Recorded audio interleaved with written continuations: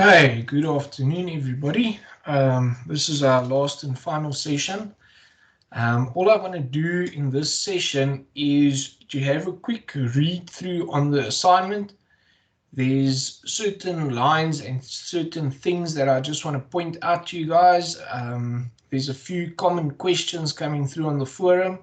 So hopefully we'll just touch on that and give some clarity on that. And then, yeah, if there's any questions that I haven't addressed, I can't obviously on the forum answer questions as in this is the answer, this is what you need to do. But if there's anything unclear or where you are confused in terms of the wording of the assignment and you know how to account for the transaction, but you don't know what they're asking for, in that case, please submit your question on the forum and I will then pick it up from there. Okay, so let's start straight away. Slideshow. Right, okay, so let's start with the front page of the assignment. Okay, so firstly it says this consists of 3 questions. So that's actually really important to note because we get a whole lot of assignments where the guys only answer 1 or 2 of the questions, and that makes it really difficult to pass. So you really have to attempt all 3 to try and pass this assignment. Okay, all questions are compulsory, so you can't choose between question 1, 2, and 3 which one you want to do. You have to attempt all of them. Okay, then I just made a note, compile your answers neatly, preferably making use of spreadsheet software such as Excel to set up the account columns and type your answers. So yes, I agree, Excel probably works the best, but then please do remember to convert your Excel into PDF. You can only upload PDFs because our marking tool can't mark on Excel. And then it says this assignment counts out of 100 marks. Now I just want to make a note there. 95% of that 100 marks are T ledgers, T accounts that you have to set up and post the transactions to. So if you understand T accounts, you are well away with this assignment. There's only 5 marks in the whole assignment, which is not transactions of T accounts that you have to allocate. Okay, now this part is key. If you miss this part, there's no chance of you passing this assignment. So it says that in order to obtain a mark for a transaction leg, debit or credit entry, all the following should be in place. The accounting entry has to appear under the correct account name. Now it's very important that you give your little T account a heading. There's a whole lot of people that submit their assignments with the transactions done perfectly, but if there's no heading or no name for the T account, we don't know which T account you're referring to. So you could have done the trust bank but thought it's business. So it has to have the correct name. Then it says the accounting entry must be correctly allocated to the debit or credit side. So obviously you have to enter it on the right side. And then this one is important. The contra account indicated has to be correct. So that means, and we did it like that in the assignment, that the name of the account that you are posting to have to be your description in your ledger. And then in that other T account where you are posting to, your description there must be the ledger where your original transaction was recorded. If that doesn't make sense, just go back and watch the T account or the general ledger section again to get that. But that's very important because if you don't write the correct name in, we don't know whether you actually posted and understood the transaction correctly. Okay, and then the rand amount of the entry should be correct. So you have to enter the correct amount, and then so all 4, it's not all 4 of those legs have to be in place for you to get 1 mark for every leg of a transaction. Okay, and they are very strict on this. In the next section, it says where specifically, I just wanted to go back to that. So just a note on that. On question 1 and 2, the contra accounts are applicable. On question 3, you don't have to do the posting to all the contra accounts. You'll see when we get to that question. So on that question, you can just put the name of the description. But you can also, if it's easier to use the name of the contra account, you can do that. You will still get marked correctly, but there it's not specifically applicable. The contra account rule is more applicable to question 1 and 2 because there you have to do all the postings from your primary ledger onto your sub-ledgers. Okay, then it says where specifically indicated that VAT is applicable, the VAT rate of 15% should be used for calculations. So to avoid any confusion there, I put question 1, VAT is applicable. On question 2 and 3, you will see they specifically state in the assignment, VAT is not applicable. So on question 2 and 3, you don't have to have a VAT control, you don't have to account for VAT at all. But in question 1, you have to. Okay, and then just round off your amounts to the nearest cent. So remember, if something's a 0.5, you round upwards. If it's lower than 0.5, you round downwards. Although when I mark, if you're generally within a 2 or 3 rands from the answer, I'll pretty much give you your mark. Okay, so now let's page over to question 1. So it says you own the firm Tulip Attorneys. So Tulip Attorneys does not have a ledger account. That is the name of our business. I get a whole lot of assignments where the guys open up ledger for Tulip Attorney. That's us. So you can put a heading on the main page and say accounting records for Tulip Attorneys. But we don't have a physical T account in these ledgers. These are our ledgers that we are writing up. Okay, we operate from Durban and receive instruction from your correspondent Lily Attorneys. So Lily Attorneys are actually our client. We don't open up clients for their client that we are doing correspondent work for, or for the guys that we recover the funds from. Lily Attorneys is our client. To see to a collection matter, you are instructed to recover debt of 900,000 from Mr. Crocus on behalf of your correspondence client, Miss Dahlia.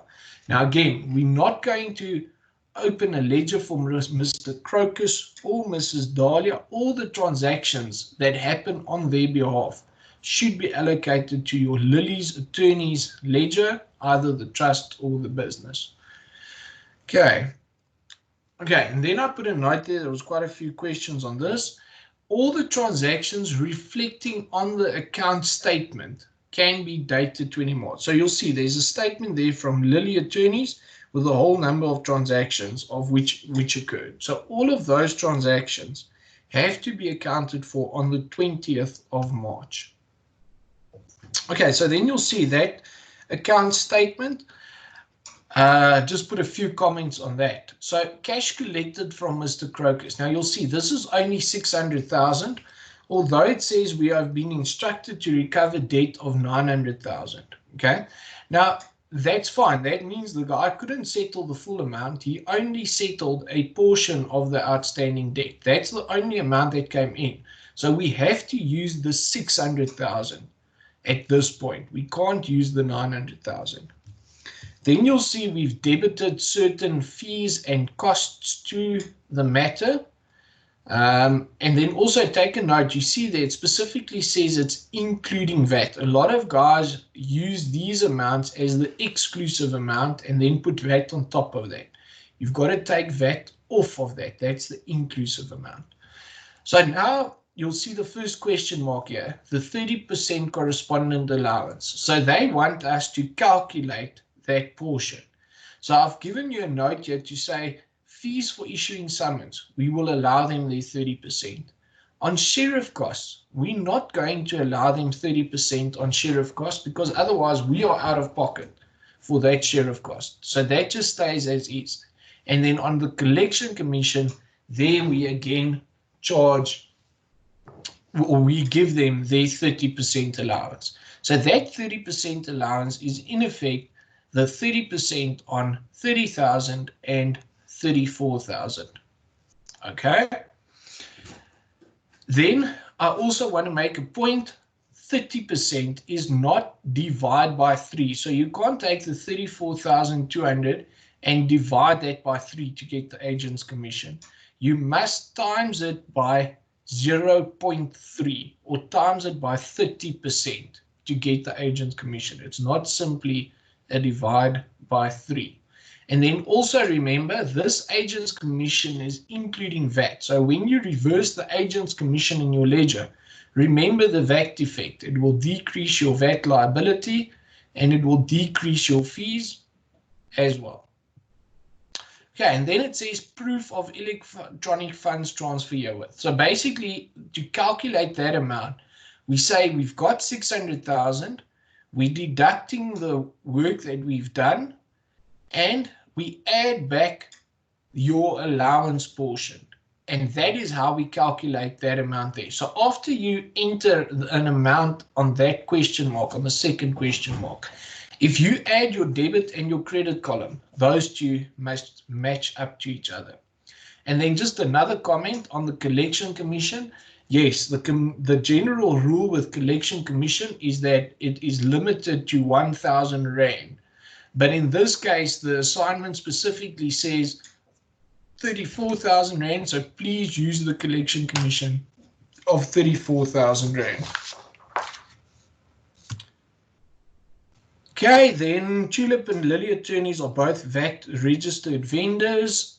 And then it says on the 31st of March, you pay the VAT liability for March over to the South African Revenue Service. Now, the first point here, you will see it says on 31st March, you pay the VAT liability for March 2019. That is a typing error. That must say March 2020.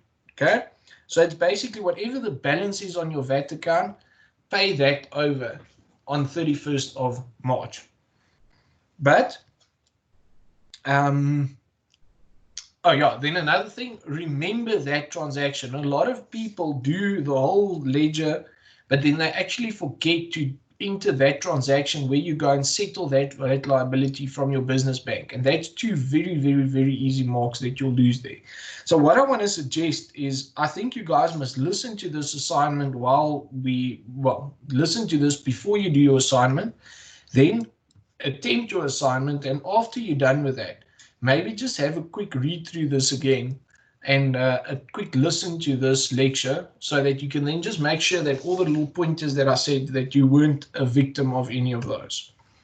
Okay, and then it says you are required to, for question 1, prepare all the relevant accounting entries related to the statement above in the following records of Tulip attorneys.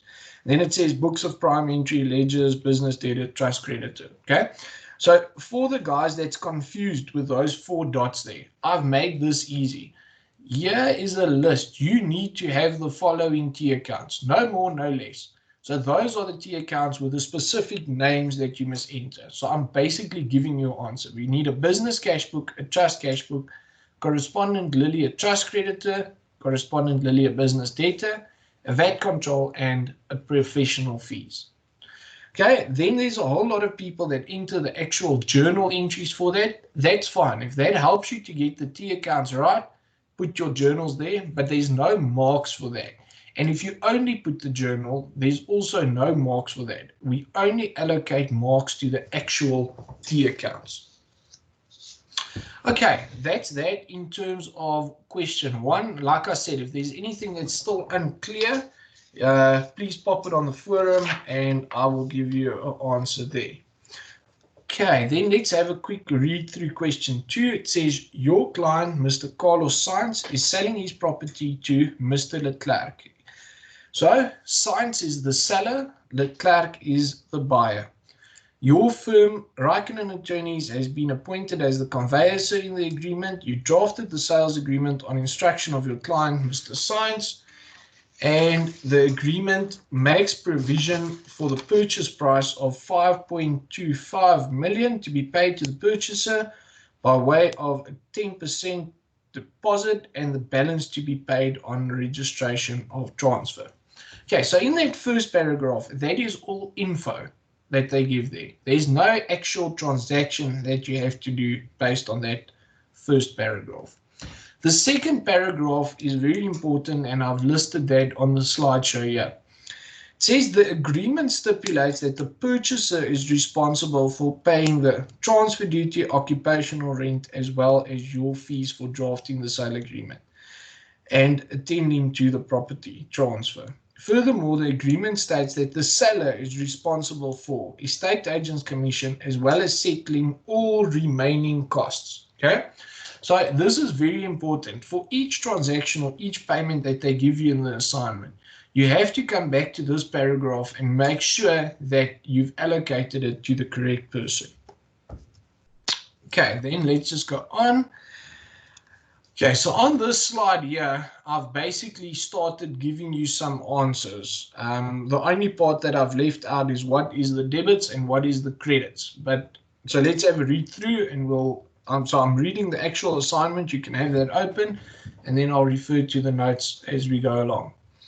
On the 12th of January, Mr. de Klerk pays a deposit of 525. So the moment that happens, there's an actual transaction that needs to be accounted for. And if he pays it, that will come into my trust bank account and I will have a cash book. So CB next to my note there means that is a cash book entry. Now you can on your own figure out whether it's a debit or a credit and to which account to post that.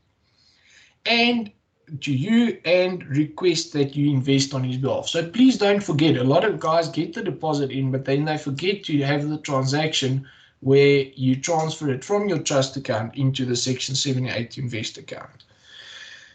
Okay, then reading on, you execute this instruction and invest the money at Alonzo Bank on the same date. Mr. Charles de Klerk also pays an additional 492 to cover costs. So again, there we've got an actual transaction that goes into our cash book.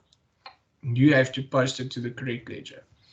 You receive a pro forma invoice from the estate agent on 13 January. Now remember, they send you an invoice. There's nothing to say that we must accrue for it or account for it at that point. This invoice is applicable for the day of registration to give us the amount that needs to be paid out to the estate agent on day of registration.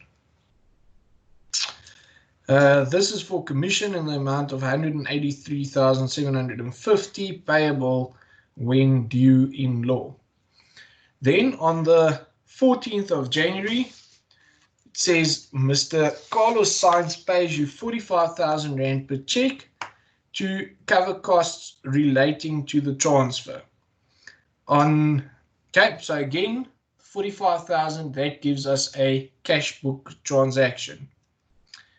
Then on the 17th of January, you pay Hamilton Electrician 7,500 Rand out of the trust bank. So you basically take some of that 45,000 that was paid in and you pay that out. Now, yeah, I'm going to give a note. A whole lot of people go and they open up a ledger for Hamilton attorneys. Remember, that's not the case. We are paying that money out on behalf of the client. So you need to deduct that off of whoever the responsible buyer or seller is, their trust ledger. Don't open up a ledger, and that is applicable to all the transactions going down. Don't open up transactions for each service provider or for SARS for transfer duty. Remember, you're paying that out on behalf of either your buyer or your seller, so you have to allocate to one of those two accounts. Then it says 7,000 out of the trust bank for the issuance of the compliance certificate required for transfer. The check issued to you by Mr. Carlos Sainz is returned by the bank marked referred to drawer on 18 January. Okay, so that's also easy. That just means we reverse whatever we did there, we put in reverse. But I've put a big note here for you guys. Remember, we've now, that 45 came in, we paid out 7.5 of that. And now the 45 bounces. So then the rule says you immediately need to put the 7,500 Rand back in the trust from your business account. So the moment the check RDs, you have to add a second transaction where you transfer from business into the trust account. Then on the 21st, Mr. Carlos Sainz submits another payment of 45,000. But this time by means of EFT. So that means we get another 545 into our trust bank. So that would simply be a cash book transaction. Then on the 25th, you receive a guarantee from Vettel for 1918750. Now, just a note on that. it's maybe not the best wording to say you receive, but basically it means they let you know that there is a guarantee in place for that amount, but you're not physically going to receive that.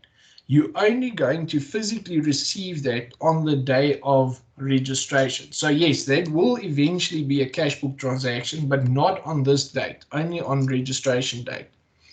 And then they say a copy of a guarantee for 2.8 something million is payable to Mr. Carlos Sainz's existing bondholder Verstappen Bank, and it's also sent to you. So they basically tell you there's a second guarantee that's going to settle this guy's bond.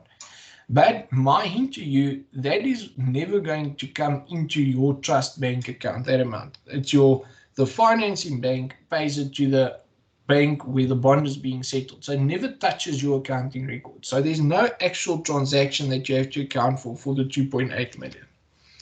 Then the last paragraph on page 4 says the rates and taxes outstanding on the property owned to Kyalami Metropolitan Municipality amounted to 35,000. You pay the rates and taxes as well as the transfer duty due to the South African Revenue Service by means of an EFT transaction on 28 January 2020. Okay, now we'll page over to page 5 now. I just want to come back.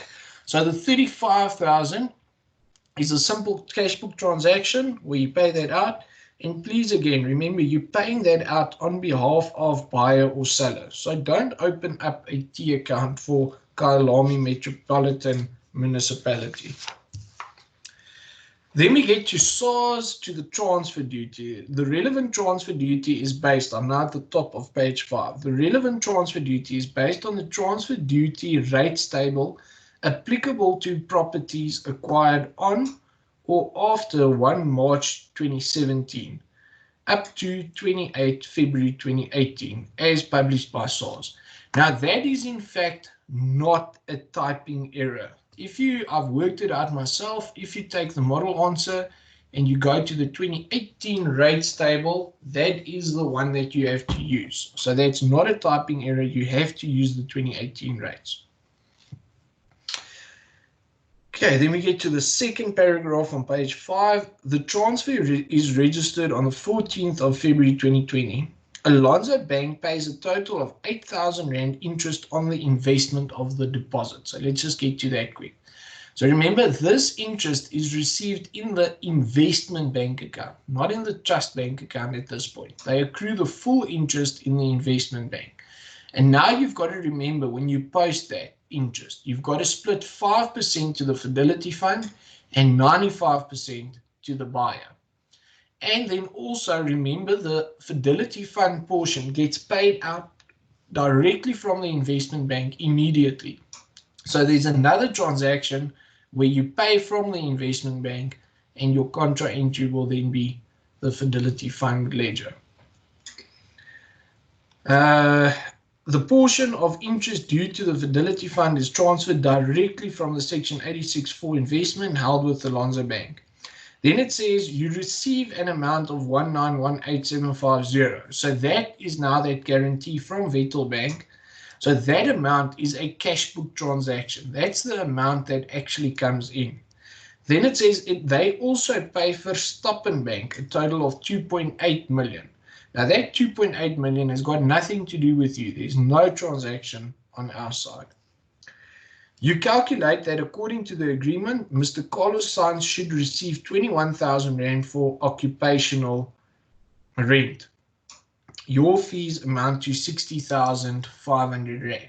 So on the occupational rent, I put a note here, accrue via a journal. So you've got to do a journal for that occupational rent, where you take it out from the guy that has to pay it and you allocate it to the guy that's going to get it. And then after you've done that journal, physically go and pay out the 21,000 from your trust bank account to the relevant party. Okay, and then I'm also going to tell you at this point, you've got to do a journal to take the balance that's been received from the buyer. So at this point, you've got to calculate how much funds have the buyer paid in for this transaction, less all of the costs. And whatever that is basically the balance of purchase price. And you've got to do a journal where you take that from the buyer's account and allocate it to the seller's account. So then when we finally pay out the seller, he will have the credit in his ledger, and the credit is no longer lying in the buyer's ledger. Then the last line of the information, more or less in the middle of page 5, says you close off all the relevant accounts after performing the necessary transfers and making the required accounting entries. All VAT implications may be ignored for purposes of this question. Okay, so what does that mean? To say you close off all the relevant accounts after performing the necessary transfers and making the required entries. So basically that means if there's a balance on the buyer's account, you have to pay that out to him. If there's a balance on the seller's account, you pay that out to him. And then we've got to remember to do a trust to business transfer for all our fees. So that is what we have to remember there. Okay, then we've got the you are required to, and they say prepare all the relevant accounting entries, and then they give a whole list of accounts there. So if it's not clear enough, I've listed all of the T accounts. So again, these are the T accounts that must be open. If you open more, there's no marks for that. If you open less, you're going to lose marks because you won't have all the transactions. There's a business cash book, trust cash book, professional fees. Carlos Sainz seller, a business debtor. Carlos Sainz, Charles de Klerk purchaser, a business debtor. Then for each of them, a trust creditor. It's very important that you add this business debtor or trust creditor to the end of the name, because otherwise I don't know which one you're talking to or you're referring to, and I cannot give you a mark.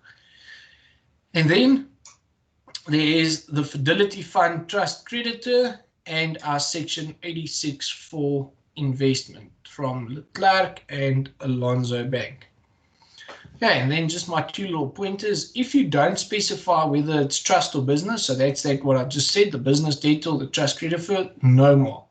If you don't use the contra account as a description, so remember for all your transactions, so for instance, if you have a transaction where the client pays money into the bank, you debit the bank, but your description has got to be either Leclerc or Sainz trust creditor or business debtor, whatever it may be.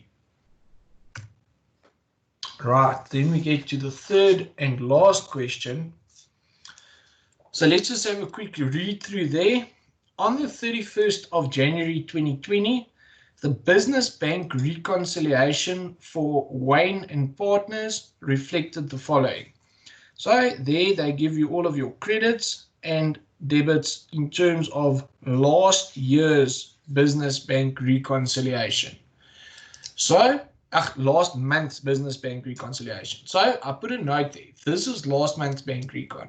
In the rest of the question, they will tell you which of these transactions passed through the bank. Then tick them off. So scratch them out, mark that they've gone through the bank. Then take the remaining transactions and carry them over into this month's bank recon. So basically, all the transactions here that you don't tick means it was outstanding at the end of last month. During this month, the transaction didn't pass through the account, through the business, the business bank, I think it is. And that item will then still be outstanding at the end of the month. So that's why they give us that. Then for this one here, for the next section, it says, Mrs. Admini, your administrative assistant, provided you with the following summary of transactions for the month of Feb 2020, along with supporting documents. Ms. Minnie was unsure how to do the actual bookkeeping, and therefore these transactions are not reflecting in your accounting records yet. Okay, so that means all of these transactions have not yet been accounted for at all. So here I've just given you some a little few pointers on them, on which ones is journals and which ones should reflect in your cash book if it's unclear. So I'm not going to say whether it's a debit or a credit in the cash book. but I'm simply going to give you guys some pointers here. So there's basically only 2 journals, and that's for the 2 invoices that was issued. And the rest of them are all cash book transactions. So this is actually a very simple exercise of merely taking each of these entries and putting it in the correct either debit or credit side. Okay, then there's still some more on the next page. And then you'll see there's some notes. Now, those notes are basically where they tell you what has reflected on the bank statement. So what you need to do is work through the notes. I didn't copy the notes into my slide. So you can check in the assignment. You'll see there's 5 notes. So that tells us what went through the bank statement. So for each of those notes, you've got to go to these transactions listed on these 2 screens and go and tick them off. That means they've passed through the bank, and there's also certain notes in there with regards to last month's bank record. And then the items that's still remaining as unticked in your cash book are then the items that you have to put into your bank reconciliation. And then also the very last line, it says your bank statement has a favorable balance of 303,016. So if you go and add that into your bank reconciliation, there's already one of your 5 marks there. So let's just read through the required. It says prepare the supplementary business bank account ledger for Feb 2020. So that basically means do a bank T account. That's all that it gives you. So you just have to have one bank T account and get it right on whether transactions should be on the debit or the credit side. While I'm on this, just a quick note, and I didn't actually put this in the slide, but I'm just thinking of that. When you convert your Excel into PDF, please make sure about your spacing. A lot of guys will convert the Excel to PDF and print it, but then a certain, for instance, the credit column will be cut off. So then it prints a second row of PDF pages with only the credit amounts in it. But we can't match that up to which T account and what the corresponding entry is. So please make sure about your spacing when you print to PDF to make sure that it doesn't cut off that credit column. We instantly mark all of those credit entries wrong if there's no amount next to your actual description. Okay, then point number B, it says prepare fees and debtor ledger account. So to avoid any confusion, you need a professional fees account and you need only the business debtor. There's no trust transactions here. So there's only the business debtor for Mrs. Victor, Mrs. Window, and Mrs. Contract. Okay, and then C, draft the bank recon. So again, yeah, you will have a closing cash book balance. Take that cash book balance and put it in on the top of your bank recon. They give you the statement balance. Put that in at the bottom of your bank recon. So there's already 2 marks. And then there's 3 difficult marks that you need to pass this or to pass that question. So now you can see why I said 95% of this assignment is T accounts. Okay, so hopefully that gave you guys a bit of an indication of what should happen and in the assignment. Hopefully that clears some of the questions that you guys might have had. Okay, so that basically concludes all of our lectures and what we have to do for the lectures and for the assignment. So, like I said, if you now go and if there's anything that's unclear on the assignment itself, please put that on the forum. And then on a last little note that I said, if you guys need any help with all of this, as I said in my very first lecture, when you start your own business, you have to have an area where you can set off or get clients from. So this is my area. So at this point, I tell the guys, if you've got no idea what to do here in terms of real life, you need help on accounting systems, invoicing, trust audits, basically anything in general in terms of administrating your practice. I'm going to share my details for a moment there with you guys, and you are welcome to contact us and we will help you to set up the administration of your firm, or if you've already got a firm and you're unhappy with the guys that you are using, you're more than welcome to give us a shout. Okay, so I'll put that on. If you didn't get it in this time, then you can just rewind the slides. I'll stop sharing. Yeah, so good luck. Normally I have a full class in front of me and we all smile and wave to each other and say good luck to the rest of it. So it's funny saying this to my computer in a lone office at my house. But yeah, good luck. I hope you all pass. For those that don't, see you next time.